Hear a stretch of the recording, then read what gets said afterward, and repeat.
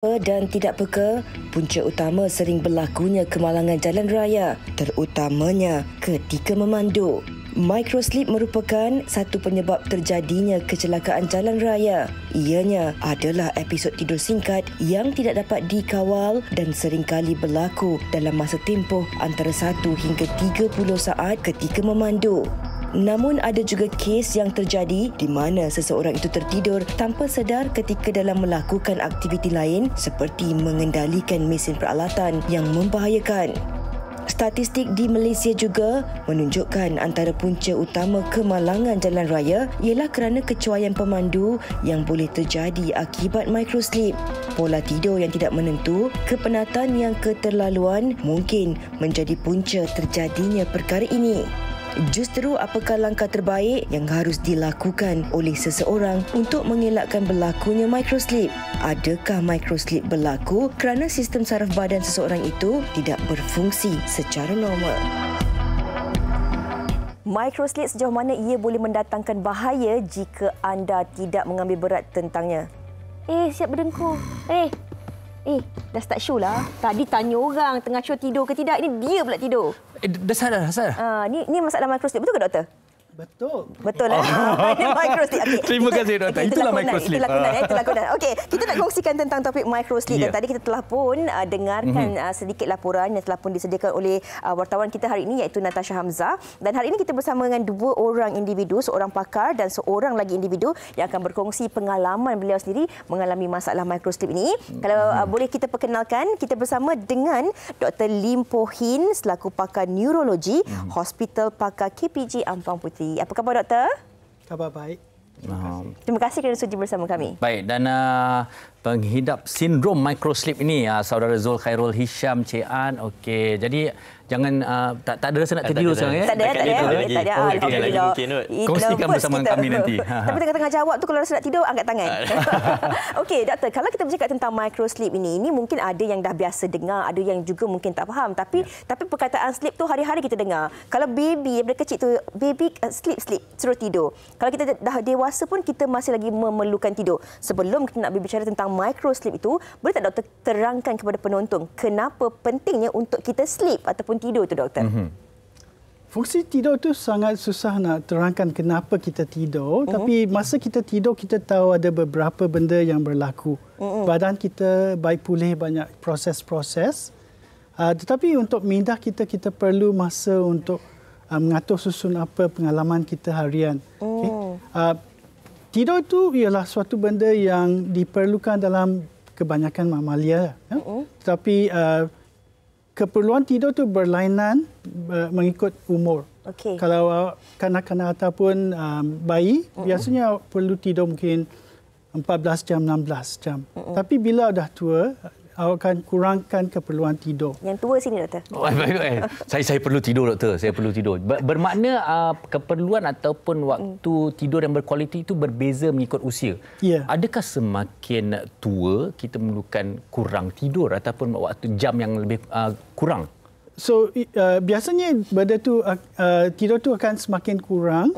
So misalnya kalau ada orang kanak-kanak dalam sekolah rendah, mereka mungkin memerlukan 13 mungkin 9-10 jam lah sekurang-kurangnya. Kalau remaja mungkin 10 jam, 8 sampai 10 jam. Kalau remaja yang purba sikit macam ni doktor? Remaja macam ni mungkin 8 jam. 8 jam Fiza. Okey, doktor dah jelaskan sebenarnya betapa kenapa perlunya kita untuk tidur. Kerana perlu merehatkan. Orang kata kalau macam komputer tu nak reset baliklah kan, nak perbetulkan apa yang perlu diperbetulkan, dan keperluan tidur setiap individu ataupun mengikut peringkat umur itu adalah berbeza-beza. Ini kita nak tanya kepada Zul sendiri ya. Boleh kita panggil Zul ya? Boleh. Boleh ya. Okey Zul, kalau mungkin Zul boleh kongsikanlah mungkin gaya hidup, pekerjaan juga memainkan peranan kepada apa masalah yang dihadapi oleh Zul. Mungkin Zul boleh kongsikan sedikit bagaimana Zul boleh mengetahui bahawa anda mengalami masalah tidur ataupun microslip ini. Okey, untuk saya, kalau saya mungkin bukan masalah usia lah kot. Sebab macam muda usia ni berapa lah mungkin kalau boleh dikongsikan? Usianya muda lagi kan. Tak cukup tidur kot. Mungkin tak cukup tidur akibat pekerjaan mungkin. So, saya sedar benda ni waktu umur saya 21 tahun. tahun. Waktu tu masih belajar lagi. Sekarang 31? Sekarang 28 sekarang. 28. Waktu umur 21 tahun tu saya masih belajar. Waktu tu saya pergi kelas dengan naik motor. Dan ada satu hari tu, bila balik kelas tu, dia ada satu kejadian dekat tepi highway. Dia macam, bila tengah bawa motor tu, dia macam tersentap sekejap. And then terus, dia macam terus stop kat tepi. Bila dah berhenti kat tepi tu, dia macam tersedar. Jadi saya macam, dia macam, aku terlelap ke apa macam ni kan. Lepas tu, adalah buat research tentang microsleep, semua ada tanya kawan-kawan. Lepas tu kita macam, okey tak apalah, mungkin sebab penat kot, sebab study sebagainya. Lepas tu dia kelamaan dia makin menjadi-jadi. Dia makin lama apabila start bawa kereta, dia makin menjadi-jadi. Jadi saya fikir mungkin itu adalah microsleep yang orang war-warkan. Ini kalau tengok dekat skrin ni, ini salah satu antara saya punya kemalangan lah. Microsleep. Berpunca dari microsleep. Daripada microsleep. Kebanyakan kemalangan yang saya hadapi, kalau orang kawan-kawan rapat saya, dia memang tahu. Kalau kau insiden kenapa? Dia macam, kau terlelap ke? Itu, dia memang tahu. Jadi kebanyakan antara, dalam macam 100% tu, 90% tu akibat microsleep. Untuk pengetahuan penonton, sebenarnya Zul ni merupakan jurukias kami, stylist kami. Yang memang kita tahu dia memang ada mengalami masalah microsleep yang teruk. Dan doktor, bila kita bercakap tentang masalah microsleep ini, doktor, kadang-kadang kita tak tahu bahawa kita mengalami masalah microsleep ataupun mungkin kita merasakan itu masalah biasa. Kami juga ada pengalaman kawan yang dalam kalangan kami rapat, kadang-kadang sedang buat kerja di depan komputer pun dia akan terlelap. Ataupun kita tengah duduk berborak beramai-ramai ni, dia terlelap. Kadang-kadang tengah meeting tu, pen tu masih lagi tegak lagi, tapi mata tidak buka. Jadi kadang-kadang mungkin bagi sesetengah orang, mereka beranggapan tidur je, tak ada masalah. Tetapi kalau kita lihat apa yang terjadi kepada Zul, dia sehingga boleh membawa kecelakaan, kemalangan dan sebagainya. Mungkin doktor boleh terangkan betapa pentingnya untuk kita mengambil berat tentang masalah microsleep ini. Biasanya kalau saya nak terangkan pasal tidur ni, dia macam contoh awak pergi ke bengkel untuk serviskan kereta. Kalau awak memandu kereta awak tanpa servis untuk 10 tahun, awak mungkin akan ada breakdown di jalan raya lah. So untuk otak kita, kalau kita tak tidur cukup, otak awak akan ada suatu hutang tidur. Dan awak nak bayar balik bila-bila boleh lah. So misalnya duduk di kelas, tengah mendengar cikgu yang sangat mungkin bosan, awak akan tertidur. Mungkin kerana dia sangat boring ataupun kerana awak tak cukup tidur lah.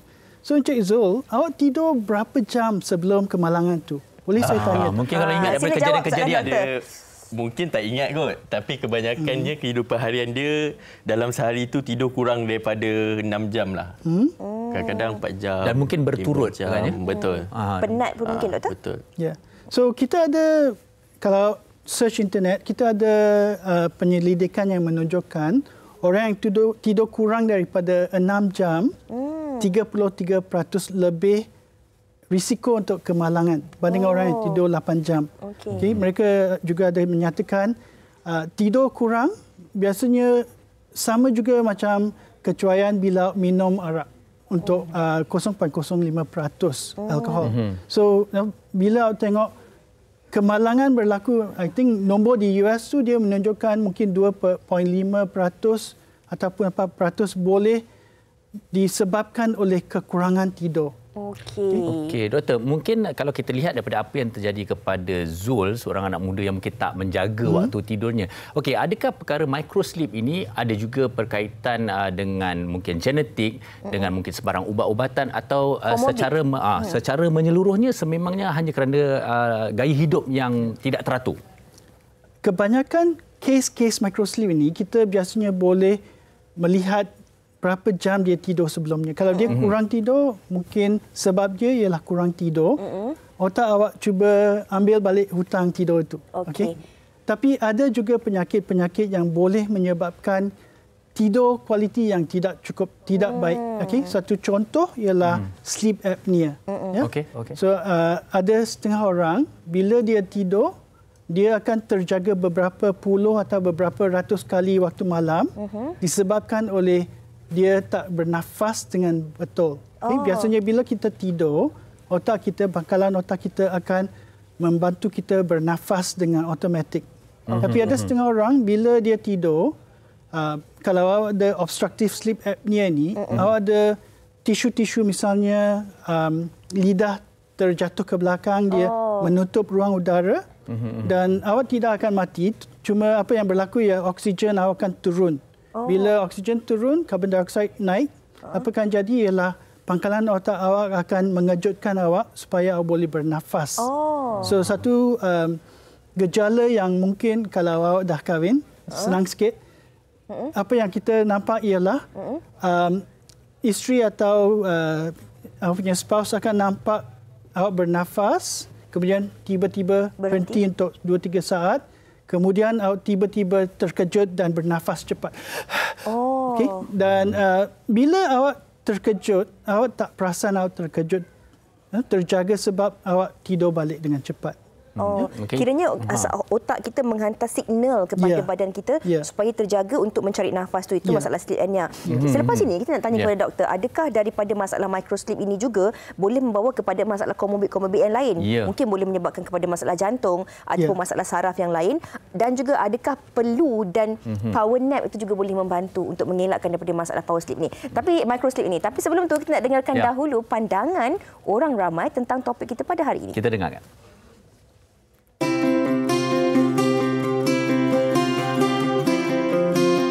Perkara yang pertama, untuk memastikan kenderaan anda dalam keadaan yang stabil ataupun rapi, memerlukan rehat yang cukup, tidur yang cukup dan elakkan mengambil ubat-ubatan yang boleh menyebabkan pemandu mengantuk. Ingatlah orang yang tersayang. Pastikan kita tidur yang mencukupi, rehat yang mencukupi. InsyaAllah kita akan rasa perjalanan kita mudah. Pastikan saya pastikan coklat atau kopi saya akan letak di dalam kereta untuk dalam perjalanan saya tu saya boleh makan untuk menyegarkan dalam membawa kenderaan saya tu dengan selamat. Kalau macam kita tahu yang kita ni jenis yang cepat mengantuk dan kita bolehlah minum kopi dulu ke, bawa gula-gula ke, jangan terlalu sunyi lah. Kadang sunyi ni pun boleh buat kita mengantuk sebenarnya. So, bolehlah borak dengan orang sebelah ke. Kalau kata kita drive seorang-seorang, bolehlah buka lagu ke, pasang radio kan. Apa sajalah untuk buat kita selesa, memandu dalam keadaan selesa dan tak mengantuk. Pada pendapat saya, sebelum kita memulakan pemanduan yang jauh, kita perlulah rehat yang secukupnya. Kalau boleh, sebelum kita memulakan pemanduan, kita jangan makan terlalu banyak, sebab bila kita makan banyak, kita rasa kenyang dan kita memandu, ia akan menyebabkan kita mengantuk dan kita akan hilang konsentrasi. Baik, itu antara pendapat mereka di luar sana tentang bahaya microsleep. Tapi saya kira sebenarnya kebanyakannya yang merujuk kepada kemalangan jalan raya, tetapi tak kurang juga dengan kerja-kerja yang berisiko. Sebagai contoh, kalau anda seorang tukang masak dan sebagainya, membiarkan api, microsleep mungkin sesuatu yang lebih mudarat boleh berlaku. Jadi ini perkara yang serius. Betul. Ada juga orang yang bekerja yang menggunakan mesin-mesin yang berbahaya. Kalau masalah microsleep ini mungkin boleh menyebabkan kemalangan-kemalangan yang tidak diingini berlaku. Ini doktor, kita nak tanya tadi, adakah sebenarnya microsleep ini boleh menyebabkan kepada masalah-masalah lain dalam kesihatan badan? Contohnya seperti masalah jantung, masalah saraf, ataupun adakah disebabkan oleh faktor pengambilan ubat dan juga berat badan juga menyebabkan seseorang itu boleh mengalami masalah microsleep yang teruk? Ya. Kalau sekiranya microsleep itu disebabkan oleh sleep apnea, sleep apnea ni adalah satu keadaan yang jangka masa panjang boleh menyebabkan tekanan di sebelah kanan jantung menaik, dan dia boleh menyebabkan kelemahan jantung lah. Tapi kalau microsleep yang biasa, kalau dia disebabkan oleh penyakit-penyakit lain, mungkin kurang teruk pada dia. Tapi ada juga setengah ubat-ubat yang kita makan, kita bagi pesakit itu yang ada kesan untuk mengantukkan. Misalnya ada ramai yang pernah kena kemalangan selepas ambil ubat tidur waktu malam yang sebelumnya lah. Ada juga beberapa jenis ubat yang diberi, misalnya ubat alahan yang bila makan akan rasa sangat mengantuk. Oh, okey. Adakah faktor selain daripada faktor gaya hidup tadi, faktor berat badan, adakah itu juga boleh mainkan peranan kepada masalah ini? Ya. Darah tinggi, kencing manis, obesity, kalau berat badan, kalau kita baca balik yang peak weekend, peak week ialah satu karakter dalam saya tak ingat nama dia. Okey, orang itu sangat gemuk dan dia duduk, selepas dia duduk beberapa saat dia akan tertidur. So bila terlampau gemuk dia akan menyebabkan senang tertidur. Okey, saya kira apa yang diperjelaskan oleh doktor dia adalah sedikit sebanyak antara simptom-simptom ataupun perkara-perkara yang perlu kita berikan perhatian. Okey, kita kena tanyakan pada Zul, takut Zul tertidur. Okey, gurau je Zul. Okey, secara jujurnya lah Zul, setelah kita mendengar tentang perbincangan ini, menyedari mengalami masalah ini sejak 21 tahun. Sekarang dah 28. Sejujurnya, apa langkah-langkah yang diambil oleh Zul untuk memastikan keadaan ini mungkin lebih baik, ataupun adakah pernah mendapatkan rawatan ataupun nasihat? Sebenarnya saya pernah cuba untuk dapatkan rawatan, pernah call satu hospital ni. Dan saya cuba untuk pergi dekat unit yang sepatutnya lah. Kemudian saya tak mendapat rawatan susulan untuk follow up. Jadi saya kira saya ambil inisiatif sendirilah. Sebab bila saya tahu saya ada microslip ni, saya cuba untuk tidur lebih awal, ada rehat yang cukup, tapi akibat kekarangan kerja ni memang susah. Kalau ikutkan, ada satu kejadian waktu saya dah bekerja ni, saya cuti 3 hari. Dan masa 3 hari tu saya berehat, tak keluar, saya tidur kat rumah, buat rutin harian seperti biasa. Tapi tidur tu memang cukup lah. Memang tidur yang berlebihan. Keesokan harinya pergi bekerja macam biasa, saya balik malam. Kalau rakan-rakan dekat saya mungkin tahulah kisah ni. Satu kejadian dekat terowong Penchala. Kalau saya beritahu terowong Penchala, saya memang microslip kat situ. Saya rasa itu ada antara microslip yang paling lama. Sebab saya masuk terowong tu, macam masuk gelap. And then saya keluar dah cerah dah. Maksudnya saya masuk terowong tu, saya dah sleep. And then saya keluar. Lama kan sebab dia macam panjang dia macam saya terjaga sebabkan pancaran lampu dekat luar terowong tu. And then saya terjaga. Waktu tu kereta memang dah bukan, dia macam hampir separuh lah. Masuk tu saya terlelap and then keluar terus. So jadi kat ujung tu memang saya dah tepi-tepi. Bila macam sedar tu terus tapi dia tak total loss lah. Nasib baik tak dia memang betul-betul dekat tepi padang jalan tu. Saya rasa tu yang paling teruk lah. Okey, baik. Doktor, untuk mereka yang mengalami sindrom microslip seperti ini, apakah yang mungkin kita boleh bantu mereka dari segi ubat-ubatan atau sebarang perubahan yang mereka boleh lakukan, ataupun mungkin ada bantuan daripada alatan-alatan yang boleh membantu masalah ni? Rawatannya, doktor. Untuk Encik Zul, saya rasa awak kena tahu apa gejala microslip ini. So setengah daripada salah satu ialah awak mula mengantuk tu, mata mula kelip perlahan. Rasa macam mengantuk. Berat ya doktor, itu berat betul. Kemudian ada kalanya awak terjaga tu awak di tempat yang berlainan. Awak nampak tiba-tiba bukan keadaan yang sama. Okey, so maknanya mungkin kereta awak sudah ke tepi So itu ialah satu tanda. So awak dah tahu sekarang ni. Okey. Selain daripada microslip, awak kena tahu bahawa benda yang menyebabkan awak tiba-tiba tersedar, bukan baru saja tersedar, tapi macam ada satu tempoh awak tak sedar. Ada kalanya awak kena pastikan bukan sawan. Sebab awak boleh ada sawan tanpa pergerakan. Ada orang yang misalnya yang absence seizure, yang primary generalized seizure, dia tu boleh tak sedar diri beberapa saat, tanpa hilang kedudukan dia. So misalnya yang absence seizure ni, dia ada kalanya dia boleh termenung, kemudian tiba-tiba dia start balik. Apnea seizure. Sawan seizure. Absence seizure. So yang ini biasanya dalam kanak-kanak lah. Tapi ada orang yang tidak ada sawan yang boleh nampak, tapi dia boleh kena sawan juga. So kesemuanya kita boleh melihat dengan biasanya kita ada satu ujian kita panggil polysomnography, di mana kita pasang EEG ECG oxygen meter dan awak diperhatikan di bawah jagaan seorang technician satu malam. Okey. So bila awak pasang EEG tu, kita boleh mengesan bila awak sedar diri dan bila awak tidur. Okey. Kalau kita nampak awak sedar diri dan tidur berkaitan dengan oksigen jatuh, benda tu menyatakan awak ada sleep apnea lah. Tapi kalau benda ni menunjukkan yang sleep apnea ni, polysomnogram ni menunjukkan sawan, kemungkinan benda ini ialah sawan, bukan kerana Doktor, tidur. Maaf Doktor menjelas. Secara ringkasnya, dari segi rawatan, dari segi alatan dari bantuan tidur ini. Okey, so yang untuk microsleep, awak kena tidur cukup-cukup lah. Tapi kalau awak tidur cukup-cukup macam 3 hari itu, tapi awak tiba-tiba tertidur, ada kemungkinan awak ada sleep apnea dan yang ini boleh dibuktikan dengan polysomnogram. Okay? Kalau ini berlaku, kita ada 2 jenis sleep apnea. Yang sleep apnea obstruktif itu ialah bila mungkin lidah awak menutup ruang udara, awak terjaga sebab oksigen jatuh. Tapi ada juga yang central sleep apnea di mana pangkalan otak tidak hantar signal isyarat kepada paru-paru untuk bernafas. Yang itu lebih serius. Ya.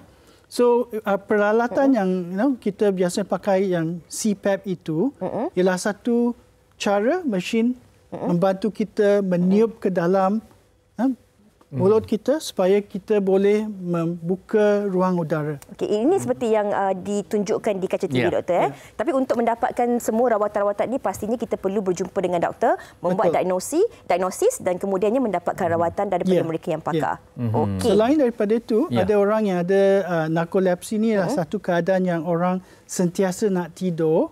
Ada juga ubat, misalnya modafinil. Okay? So tetapi yang itu kita biasanya kena buat diagnosis dengan polysomnograph juga. Itu di bawah preskripsi, Doktor. Saya takut orang cari pula nanti kan. Okey, baik, kepada Zul juga terima kasih kerana bersama dengan kita pada hari ini. Jadi saya kenalkan ni Dr. Lim.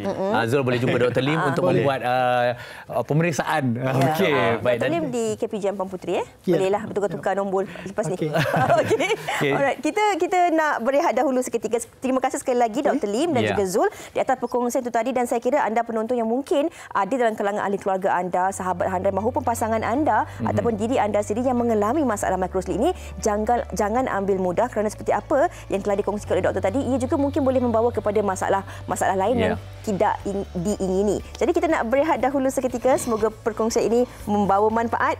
Kita teruskan di Wanita Hari Dia selepas ini. Ada demonstrasi DIY.